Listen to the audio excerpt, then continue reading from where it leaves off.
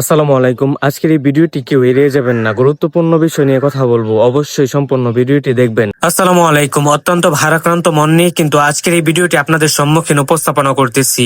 এ হচ্ছে আমাদের গাজীপুর জেলা এবং ময়মনসিংহ জেলার রেল লাইন পথ। মাঝখানে রয়েছে সুতিয়া নদী। এই ঝুঁকিপূর্ণ রেল লাইন সেতু দিয়ে যখন মানুষ পারাপার হয় তখন কিন্তু জীবনের ঝুঁকি নিয়ে এই রেল লাইন সেতু দিয়ে পারাপার হয়ে থাকে। ঝুঁকিপূর্ণ এই রেল লাইন সেতু দিয়ে পারাপার হতে গিয়ে কিন্তু অনেকে মারাও গিয়েছে। প্রতি বছরেই কিন্তু অনেক লোক মারা যাচ্ছে। তারপরেও কিন্তু মানুষ একটা বারের জন্য সচেতন হচ্ছে না এবং কি সচেতন হওয়ার জন্য বিন্দু পরিমাণ চেষ্টাও করে না।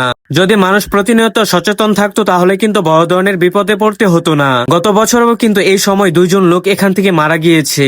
আবার এই বছরও কিন্তু এই রমজানেই কিন্তু 1 জন লোক মারা গিয়েছে। এর মাঝখানে কিন্তু আরো লোক মারা গিয়েছে। অতঃপর চিন্তা করে দেখেন, মানুষ যদি সচেতন থাকতো তাহলে কিন্তু এই ধরনের দুর্ঘটনাগুলো ঘটতো না। আর বিশেষ করে এই ঝুঁকিপূর্ণ রেললাইন সেতু থেকে এখন পর্যন্ত যে কয়জন লোক মারা গিয়েছে তাদের মাঝে কিন্তু বেশিরভাগই বয়স্ক লোক। তাই পরিশেষে সবাইকে এটাই বলতে